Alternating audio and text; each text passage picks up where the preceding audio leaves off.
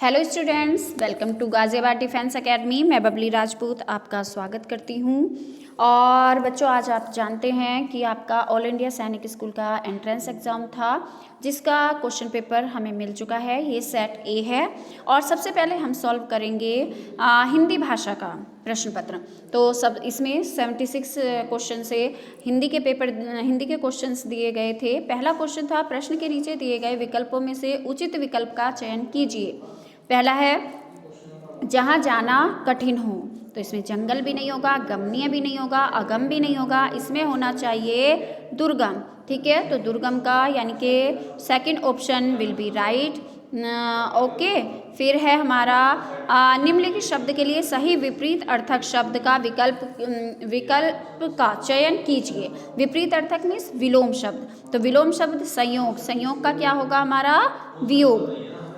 ठीक है, असहयोग, प्रेम, दुख, ये सब नहीं आएंगे, इसमें वियोग होगा। नेक्स्ट 78 क्वेश्चन है हमारा संधि विच्छेद। संधि विच्छेद हमें करना है गिरीन्द्र का। इसमें संधि विच्छेद होगा गिरीन्द्र, गिरीन्द्र का होगा। ये दीर्घ संधि है, अगर संधि पूछी जाती तो इसमें दीर्घ संधि होनी थी। और इसमें है गिरी प्लस इंद्र, लेकिन गिरी प्लस इंद्र कौन सा होगा हमारा? फोर्थ ऑप्शन होगा। ठीक है, गिरी प्लस इंद्र।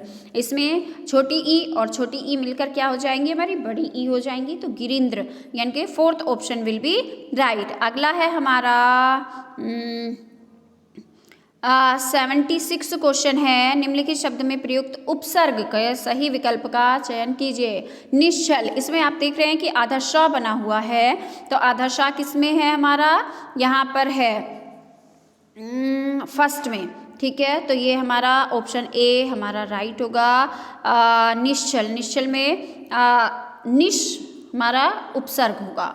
ठीक है, आगे है, निम्नलिखित प्रश्न के नीचे दिए गए विकल्पों में से सही विकल्प चुनिए। निम्नलिखित में से कौन सा शब्द बादल का पर्यायवाची नहीं है? क्वेश्चन नंबर 80 है और इसमें अंबर आकाश का पर्यायवाची शब्द है, यानी कि बादल का। तो अंबर आकाश का है, गगन भी आकाश का है, नीरज कमल का है। तो इसमें जलद, जलद यानी कि option 3 will be right. Okay, तो जलद होगा। नेक्स्ट है हमारा हर्ष शब्द का विलोम शब्द है। हर्ष का हमें विलोम शब्द लिखना था, दुखी, अप्रसन्न, कष्ट नहीं होगा, इसमें होगा विषाद। विषाद सही होगा। नेक्स्ट हम चलेंगे क्वेश्चन नंबर 82 पर। वाक्य, निम्नलिखित वाक्य शब्द समूह के लिए दिए गए शब्दों में से उचित शब्द का चयन कीजिए जो समान दृष्टि से देखता हो, यानी कि समदर्शी। ठीक है, समान रूप से देखने वाला। सज्जन भी नहीं होगा, सन्यासी भी नहीं होगा, परोपकारी भी नहीं होगा, इसमें होगा समदर्शी। तो ऑप्शन 3 विल बी राइट। बच्चों, बहुत आसान पेपर था, अगर आपने कुछ पढ़ा होगा तो आप इसमें से फुल मार्क्स ला सकते हैं। हिंदी का पेपर इतना इजी था। नेक्स्ट है हमारा सार्थक वाक्य बनाना है हमें। ये जो है ये क्रम से लगे हुए नहीं है, इनको क्रम से लगाना है। गाय का, बी ऑप्शन है ताज़ा, सी ऑप्शन है दूध पीता हूँ और डी ऑप्शन है मैं गाय का ताज़ा दूध पीता हूँ, यानी कि DABC। इसमें option B will be right होना चाहिए। अगला है, दिए गए विकल्पों में से सही वर्तनी वाले, सही वर्तनी में सही स्पेलिंग। तो सही स्पेलिंग है इसमें फोर्थ है। ठीक है, वा की मात्रा किस पर लगती? रा की मात्रा वा पर लगेगी, आशीर्वाद। ठीक, आगे चलेंगे। रिक्त स्थान भरने के लिए उपयुक्त विकल्प चुनिए जिस पर अभियोग लगाया गया हो। अभियोग, अभियोग क्या कहलाता है? अपराधी जिस पर आरोप लगाया गया हो। अभियोगी भी नहीं आपने सुना होगा। अभियुक्त, भगोड़ा भी नहीं होगा। इसमें option 3 should be right. Okay, option 3 will be right, अभियुक्त होगा। ठीक है, नेक्स्ट है 86। प्रश्न के नीचे दिए गए विकल्पों में से उचित विकल्प का चयन कीजिए। उचित विकल्प आपको चुनना है। अद्वितीय, आश्चर्यजनक भी नहीं होगा, इसमें अनोखा भी नहीं होगा, और अनुपम, अनुपम होना चाहिए इसमें, ठीक है। अपूर्व भी नहीं होगा, जो पहले ना हुआ वो अपूर्व होगा, ठीक है। तो इसमें क्या होगा, जिसकी कोई उपमा ना हो, अनुपम, ठीक है। तो अद्वितीय, जो जिसके जैसा कोई दूसरा ना हो, अनुपम होना चाहिए।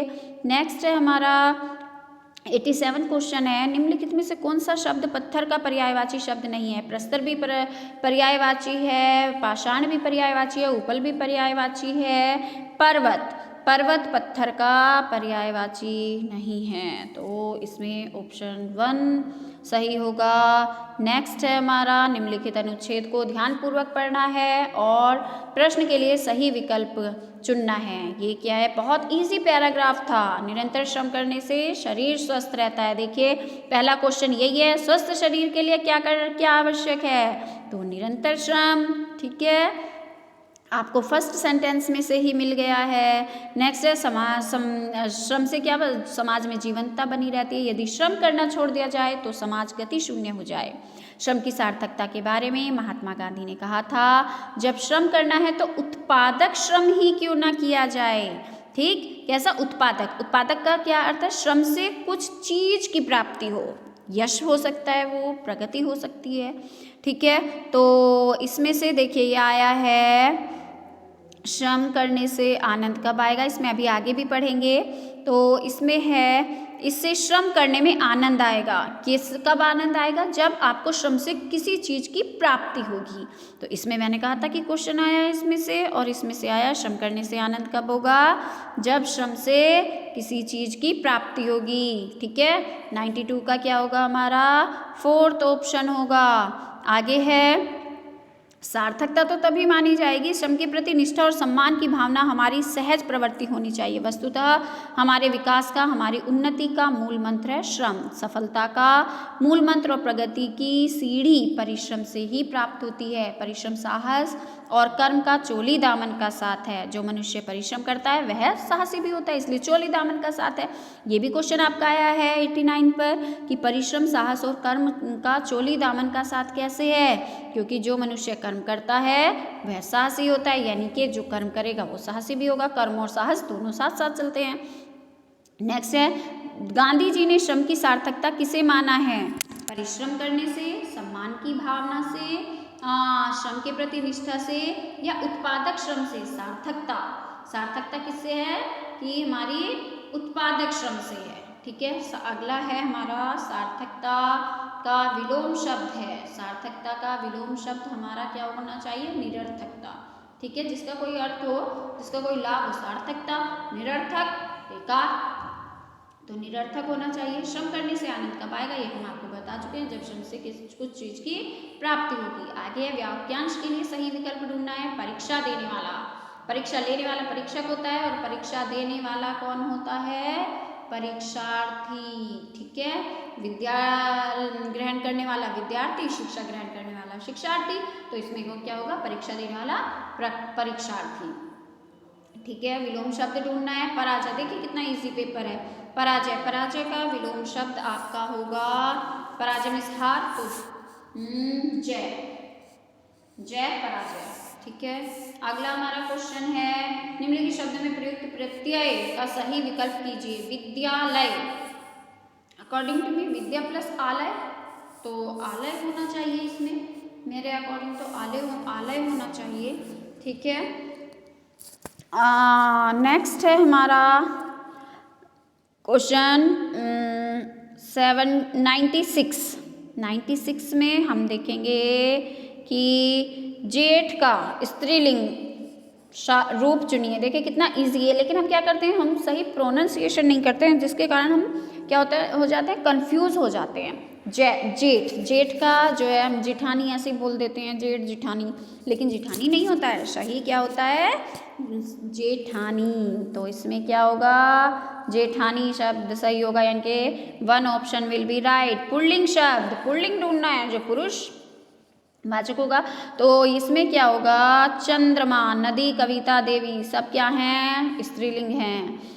बहुत ही इजी पेपर था भाई, और अगर आपने कुछ पढ़ा होगा, थोड़ी सी भी मेहनत की होगी, तो आपके इसमें से फुल मार्क्स आने हैं। लड़की शब्द का बहुवचन रूप है लड़कियाँ, ऑप्शन ए लड़कियाँ।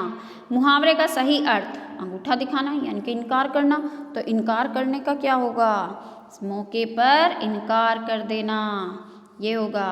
ठीक है, मौके पर इनकार कर देना, सही ऑप्शन हमारा थर्ड होगा।